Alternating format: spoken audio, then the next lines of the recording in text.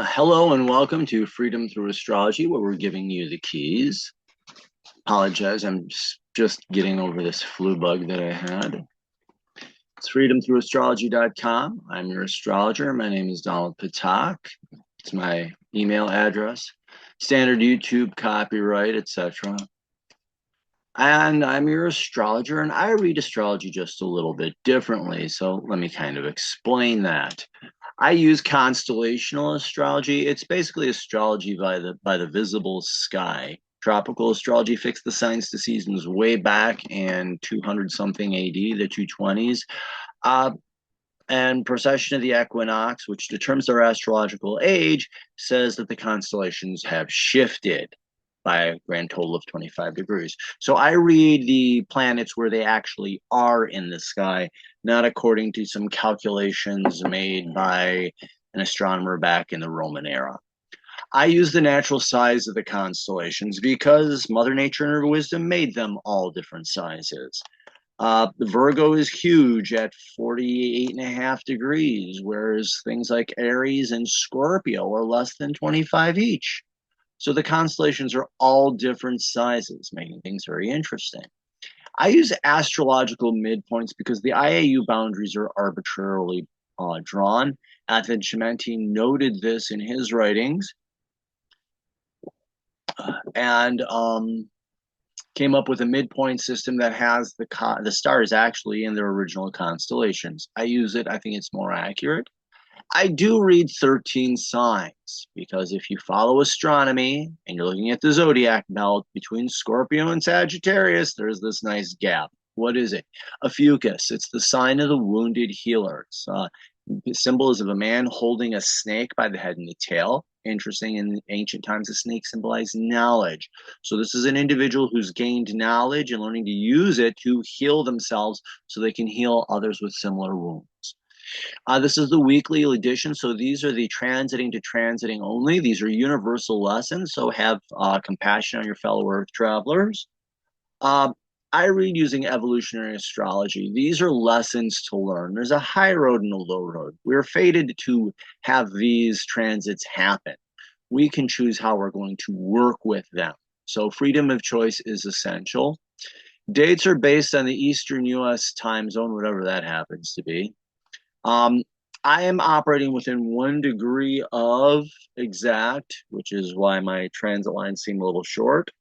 I could use something bigger, and sometimes I do look at wider transits.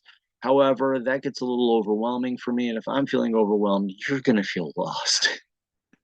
So I like to, for the weekly transits, I like to keep it sweet and simple. Software I'm using is Capricorn by Prometheus, purchased through Mastering the Zodiac. This is the weekly transits for the week of January 27th through February 2nd, 2025. Our sun is currently in Capricorn. Aim here is building integrity and learning integrity in your core character. The moon is actually fairly steady this week, Sagittarius through Pisces.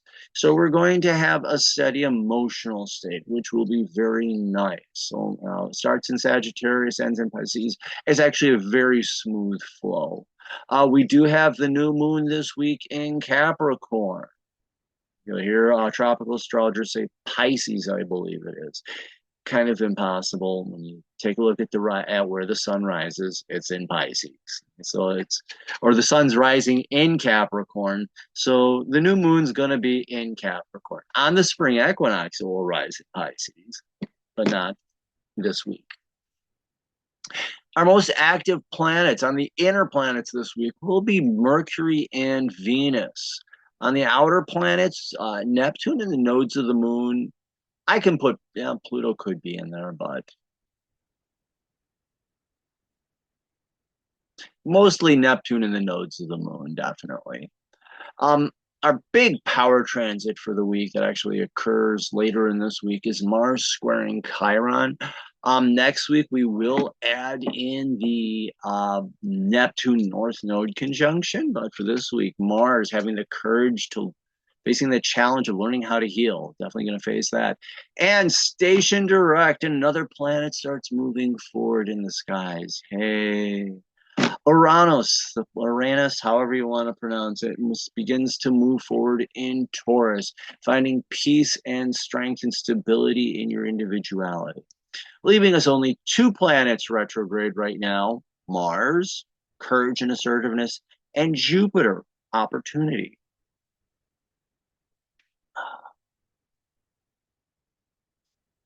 Okay, so this is our weekly overview. And as you can see, we'll just look here. We'll start with the moon. You can see the moon transits, lunar transits are fairly well steadily paced. So emotionally, it'll be a nice week. Sorry about my voice cracking there.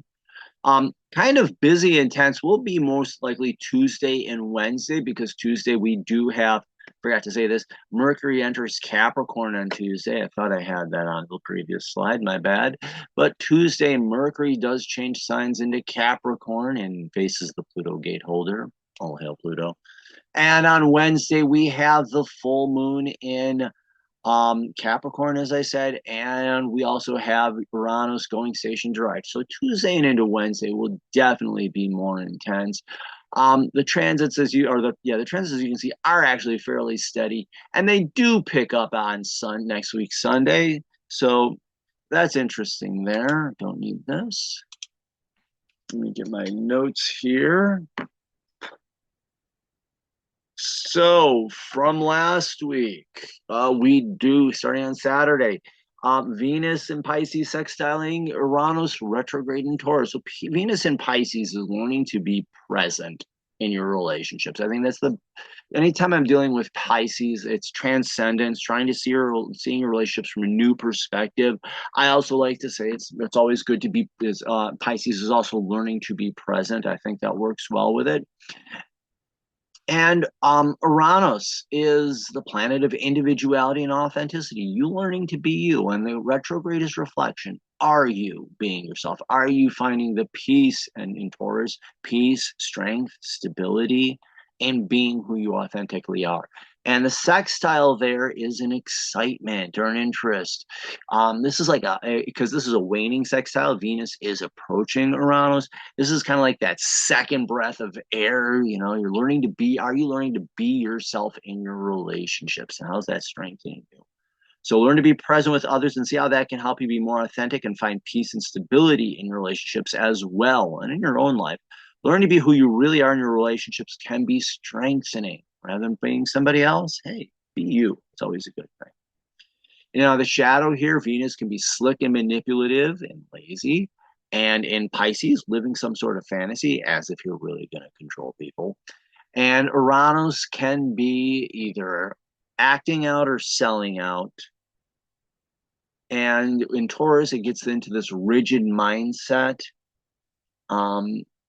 It can be Taurus can also be incredibly lazy, or it can be that bull in a china shop. So you really need to be careful there, because especially when you're selling out and acting like a bull in a china shop, forget it. And the sextile here is a nervous energy. I'm gonna say excitability in the wrong way. I think that's about the best way I can deal with that. But being someone who you are not can have you slipping into relationships that are delusional. Thinking you can control others with flattery and charm is delusional. It can lead to rebellious reactions. You trying to be fake with other people is just going to blow up in your face. I think that's the lesson of this one. Also from Saturday, we have Mercury in Sagittarius sextiling Neptune in Pisces.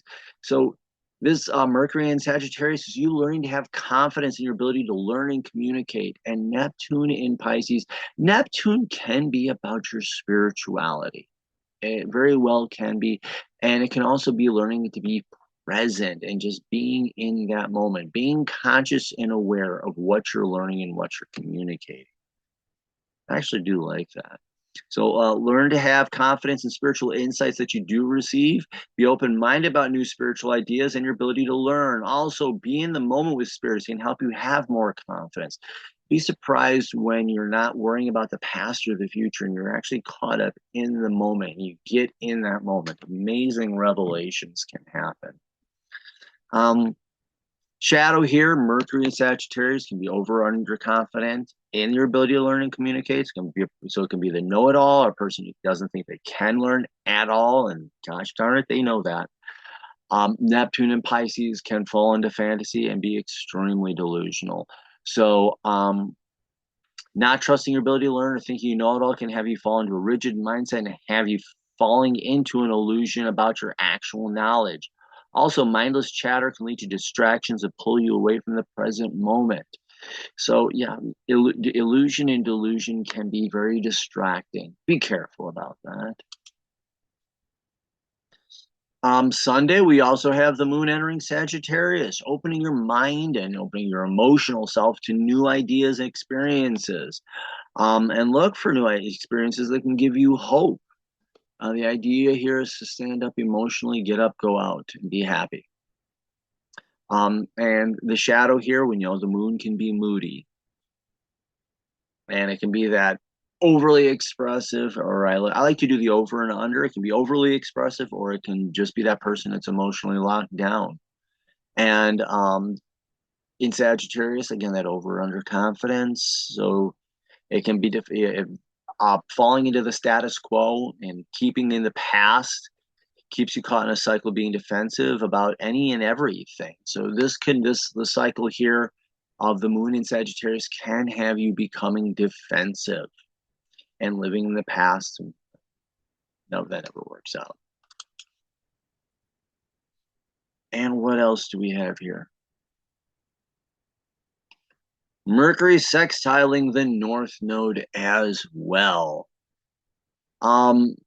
Mercury sextiling the North Node. The North, we talked about Mercury, but the North Node is your purpose in life. People want to know, when people ask me, like, if I want to feel like I've lived a good life, people like to look to the sun. That's your core identity, but looking to the North Node of the moon tells you your purpose. So it's always good to know what your North Node is and where it is in the chart, and this is what its current lesson is. And I always like to say that the North Node is your current purpose, and in Pisces, learning to see your life from a higher perspective, learning to see it from a different perspective, so it can be transcendence. And I also like to say it can be being in that present moment and being aware of where you are and what you're doing in your life and with your life. So what are you learning here? And again, that sextile, another breath of fresh air here. So open your mind to new ideas about your purpose and see what inspiration arises. Being present help you receive new information about the intentions of your life at this time. So you might find new intentions and new purposes. Looking for the houses that these fall in can be very, very incredible. The shadow here, I did say Mercury, over under confident in what it thinks it knows or what it doesn't think it can learn. But the North Node here is ignoring your purpose. And in Pisces, it's falling into fantasy, falling into illusion, trying to hide from that purpose. So falling into mental rigidity can have you missing moment and opportunities to learn, or falling into this fantasy that you know everything about your purpose or life's intentions is delusional and has you living in a fantasy. Same thing, thinking that you can't learn. That will also hold you down and hold you back. It's another fantasy. And we begin on Monday with Mercury. We talked about the South Node with the North Node. With the South Node here, Mercury is aware of what the South Node is, which is past practices and how you hold yourself back in life. I like to also call it self-sabotage. So be aware of how past practices and thoughts and unrealistic expectations affected your ability to trust your abilities to learn and communicate, and also how they've affected your curiosity. If you think that and with it being in Virgo, it's unrealistic expectations and perfectionism and other people's standards. So how is trying to live up to what other people expect from you holding you down and holding you back? When you're aware of that, you can walk away from it. You can move to the North Node, being in the present, knowing who you really are and what you're really capable of, and growing in that way. So there's that.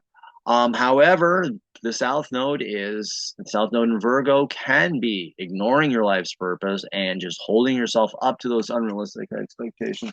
I want to check One more note here on that.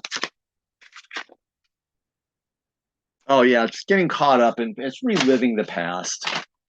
Reliving the South Node in Virgo, reliving the past, reliving all that self-criticism that other people have dumped on you. You know, people told you in school you can't learn your whatever, all that negative self-talk that people have dumped on you for all the years, and reliving it and rehashing it. And Mercury and Sagittarius finding new ways of reliving those old lies. It's a disaster waiting to happen. So what do I have here? Overthinking lead to a crisis of confidence, leads you back to past practices and a rigid mentality. And this can keep you trapped in a mental prison of other people's expectations or unrealistic expectations.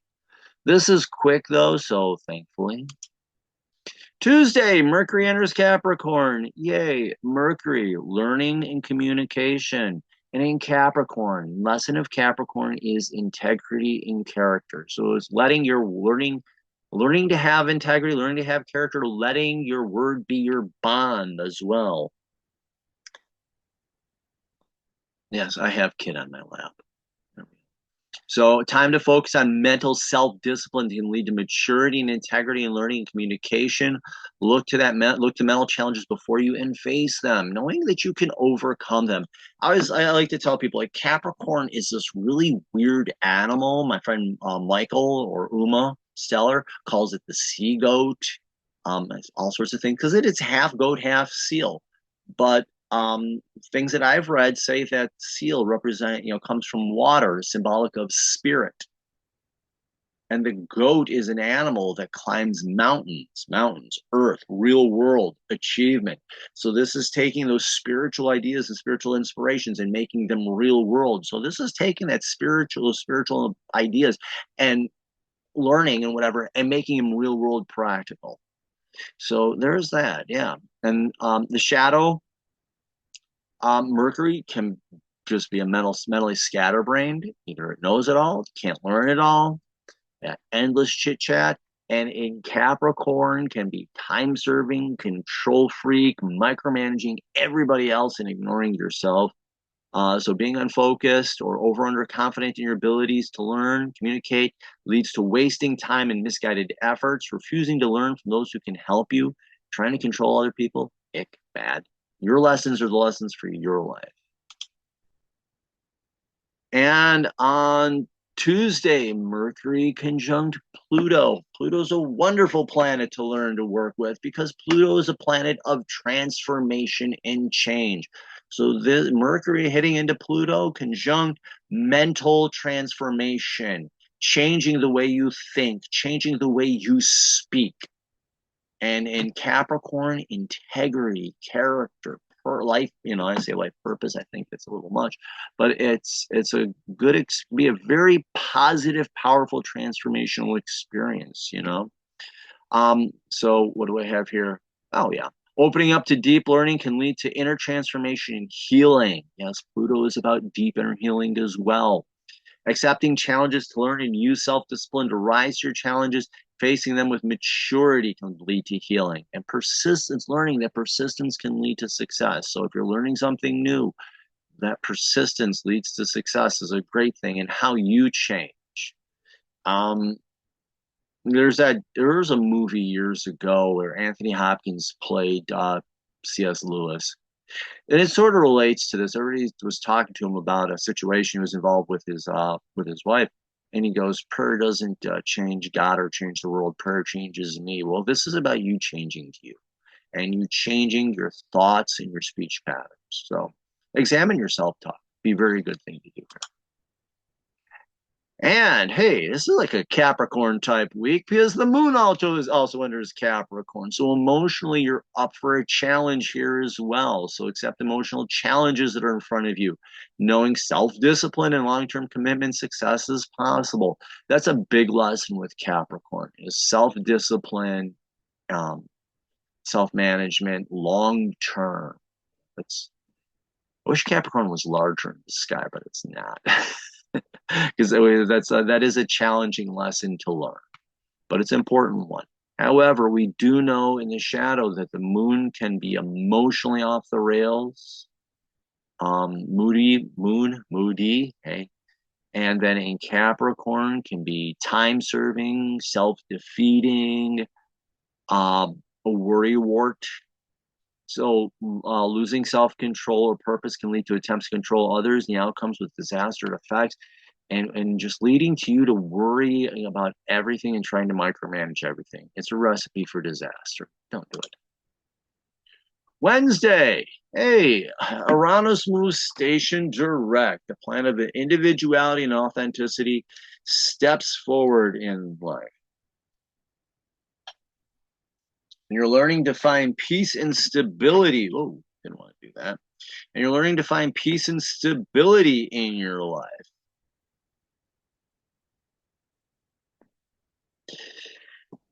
In who you authentically are. That's the great lesson of Uranus, is you being you.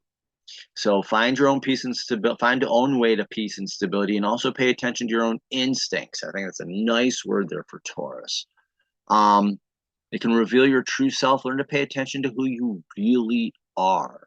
You may feel stuck on Wednesday a little bit, because Wednesday, Thursday, and into Friday, just because station retrograde, if you're watching, when planets station retrograde, it looks like it's standing still in the sky. So you may feel stuck and maybe a little bit confused as to your identity. That's why, but know that you're going to move forward and move out of it. The shadow here, Uranus can be act out or sell out, is what I always like to say. It can be that person who shaves their head into a mohawk and then dyes it bright neon colors just to get. It's the person that does stuff to get a reaction from you. Or it can be that person who sells out and tries to fit in. And in Taurus, it's narrow-minded. It becomes narrow-minded and rigid. And it can also be the bull in the china shop. So the acting out, selling out, or the acting up and acting out like that bull in the china shop, trying to get a reaction, or selling out, becoming narrow-minded and rigid, thinking if I just do these things, people will accept me. Those things are both lead to failure and destabilization. It can also undermine your ability to express who you really are. So if you don't know who you are, no one else is. What else do we have? Wednesday, Sun in Capricorn trining Jupiter retrograde in Taurus. So your Sun in Capricorn is learning to have integrity and character in your core identity. And Jupiter is the planet of opportunity. I always like to call Jupiter opportunity. And in Taurus, it's learning to have find peace and stability. And so how is learning integrity and character giving you the opportunity for peace and stability in your life? And with being a trine, the trine is an easy energy to work with. A little bit goes a long way. It's like walking into buying a lottery ticket, knowing half the numbers that are going to be picked somehow, and just playing them, and you're going to win something. The question is how much, So let's see. Reflecting how peace comes from working on your core identity, who you really are, can lead to a greater sense of faith and trust in your ability and yourself and your abilities. And building your character brings peace and stability as well. And the shadow here, the sun, can be the out of control ego, whether it's a star that's burning too bright or it's refusing to shine at all. And in Capricorn, it can be the control freak trying to control everybody else, or that underside of Capricorn. I don't talk about it much, but in my opinion, the other shadow side of Capricorn is giving your power away and let other people controlling you. And here, Jupiter over or under confidence, and in Taurus, that overconfident bull in the china shop, don't tell me what to do, I already got my mind figured out, or that underconfidence and that narrow-minded mindset and their rigidness, neither one of those works out. So falling into over underconfidence lead to stubborn or defensive attitudes, hold you back from growth and achievement. Collapsing into a false identity can lead to meaningless efforts and achievements and narrow-minded outcomes with no real personal value. And Wednesday, we also have the Chinese New Year. This is the Chinese Lunar New Year, and we have it this year in Capricorn. Technically, this happens around 3 o'clock in the afternoon Eastern time. So why it's coming up like this on my chart, I don't know. But nonetheless, we have a Capricorn stellium with the sun, the moon, Mercury, and Pluto. Some people don't count the sun and the moon as stelliums. I do. But that's a spotlight and a focus on character, on your character and development. So for this upcoming lunar month, building your character, your core identity, letting your word being your bond, very important. So realize your destiny by beginning to accept challenges in your life, your identity, and your emotional self. Ghost, what's up, buddy? Ghost, Shadow went outside, okay? She'll be back. Okay. Shadow misses mom. No, Ghost misses his mama cat. She ran outside this morning. It's okay, buddy.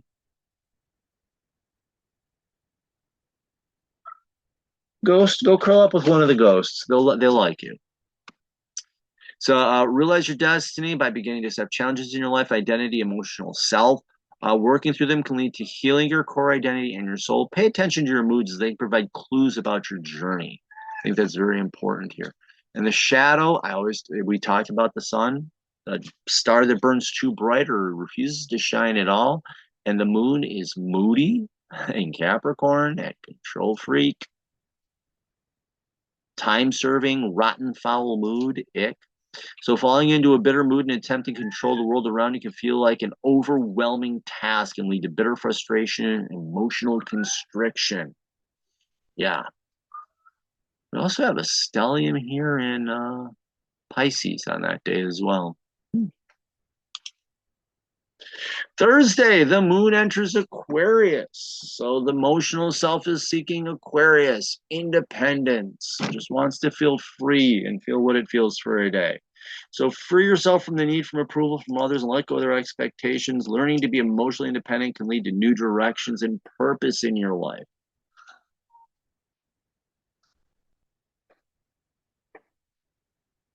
Ghost, come on over here, buddy.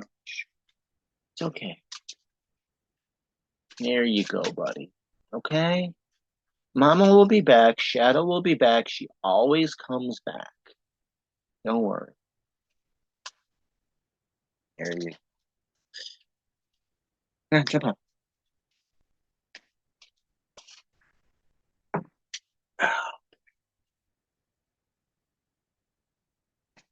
Okay. So emotional independence. That was Ghost. That was your kitten commercial. And yeah, that thing is only a year old. He's huge and all muscle. Got to do something about those brains, though.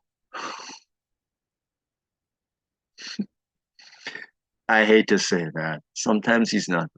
I think he was the runt of the litter and wasn't properly nourished, unfortunately. But nonetheless, he's a nice cat and a good mouse. But emotional independence. The shadow here, moodiness, and in Aquarius, acting out or selling out, and especially that moody acting out can be explosive and bad. So, giving in to others or acting out lead to you feeling emotionally spent and just acting out to get a reaction from other people. Not a good thing. People will turn against you.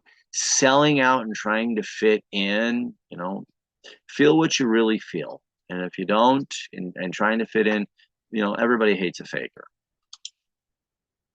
Friday, it starts getting busy here, and this is where Venus really starts picking up because Venus hits a lot this weekend.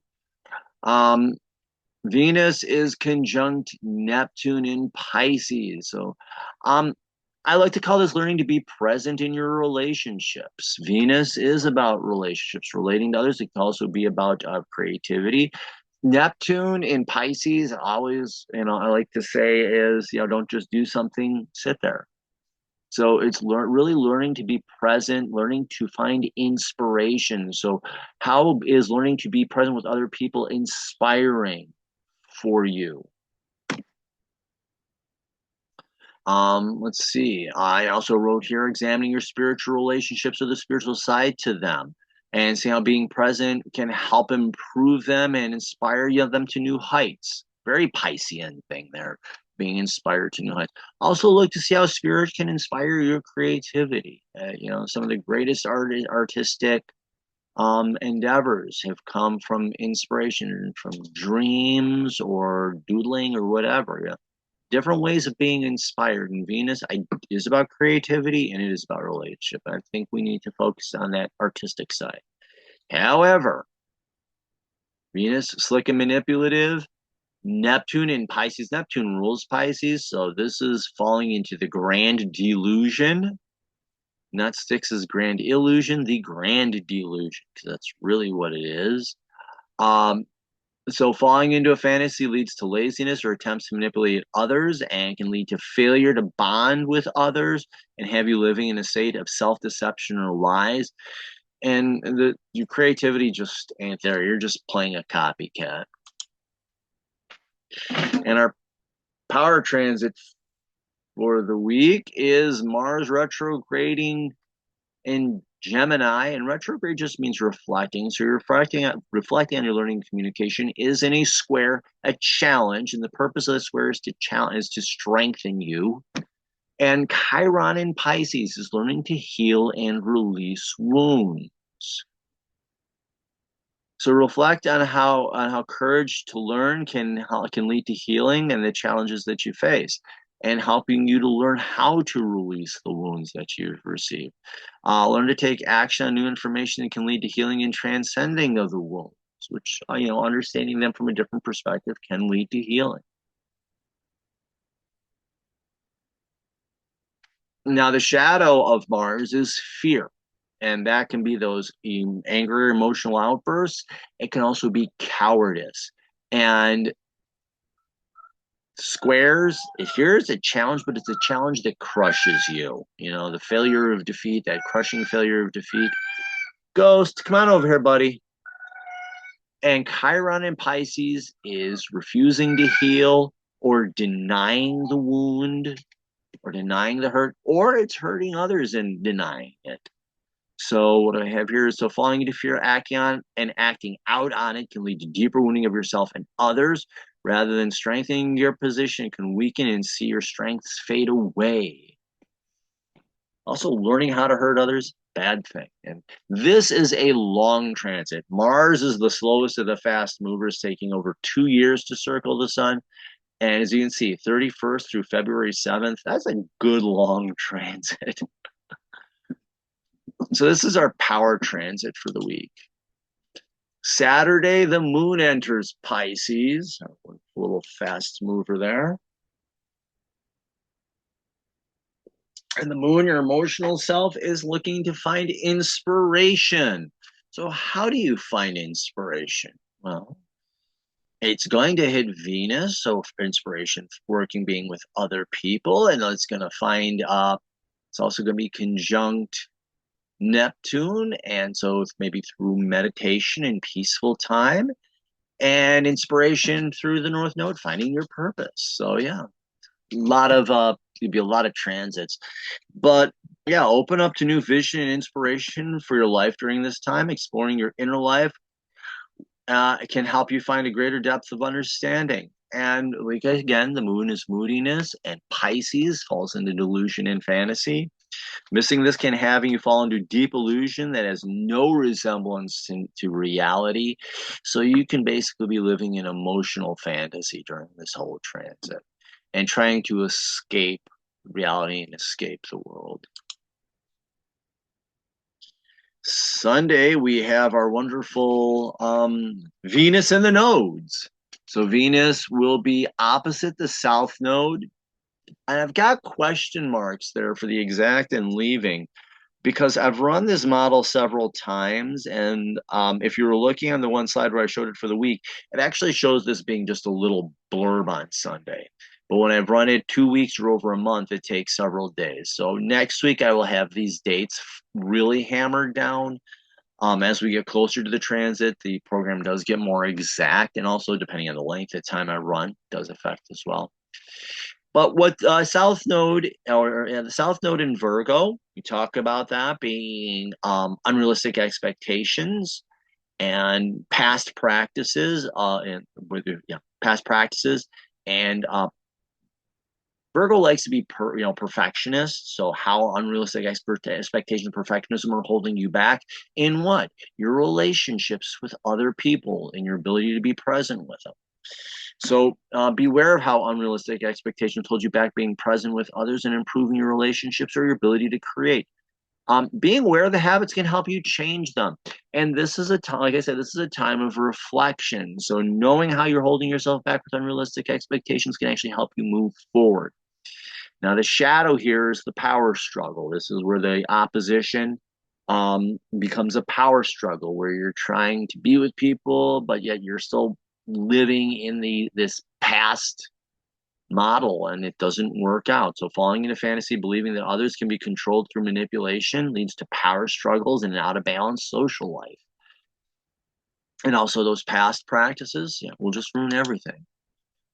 And at the same time, you're opposing the South Node. That means that conjunction to the North Node is going to be happening.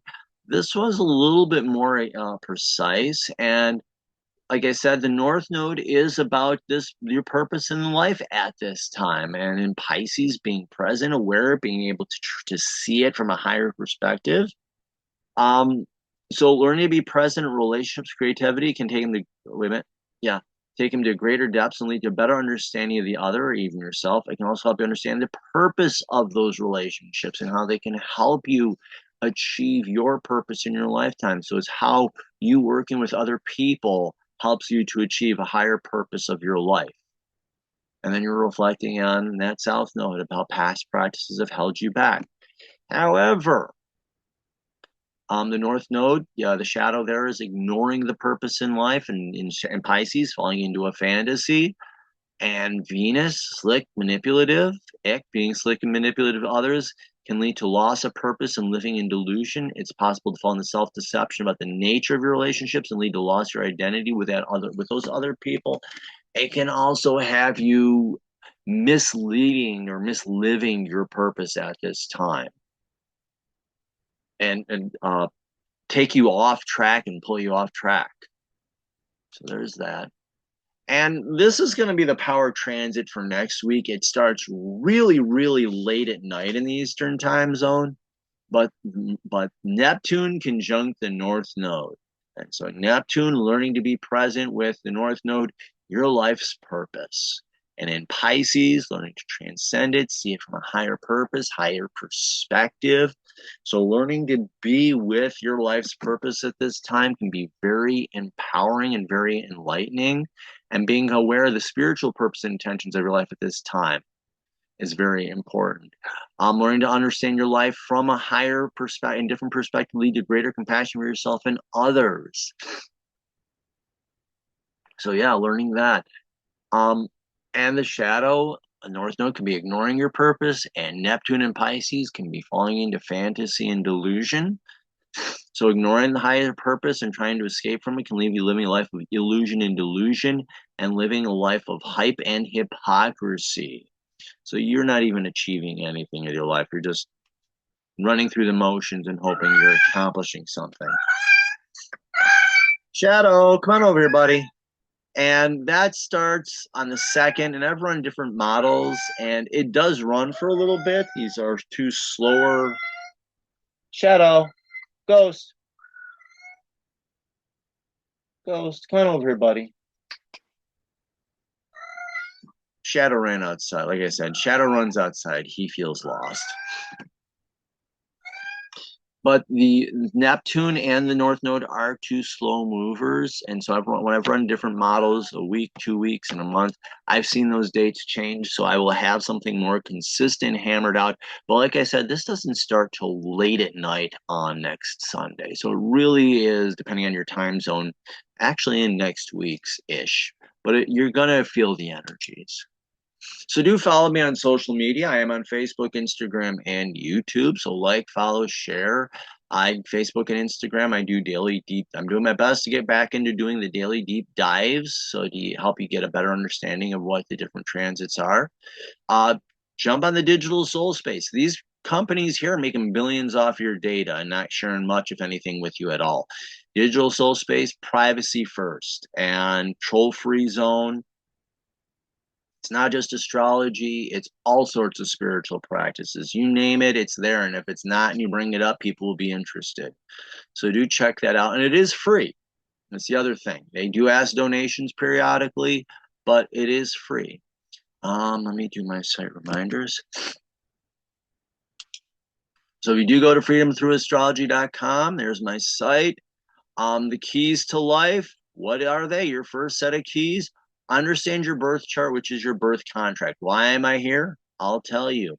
Past life reading. If you believe in past lives, you came here to heal one. I can tell you how that happens. And if you don't believe in past lives and you're one and done, I can tell you karma or a special lesson that you came here to learn. Combine them both into one. There's a discount if you buy the quick pick. Second set of keys I give you is your actual personal horoscope, life cycle, which is just planet to planet, the outer planets. You believe or not how powerful that gets to understand. And then the yearly horoscope, which can be done at any time. It's 12 months-ish. Quarterly, which is any 3-month block, or the monthly horoscope. I like to do it new moon to new moon, but there are people who like to do the calendar however you want. And then I have my packages, which combine these into, combine the readings together, and they have a built-in 10% discount. Hold on a second.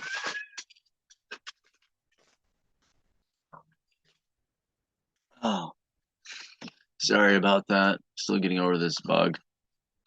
If you click on subscribe, it takes you to my newsletter. Email address is all I need. You get a once-a-week newsletter, special discounts, bonuses, and insights. If you click on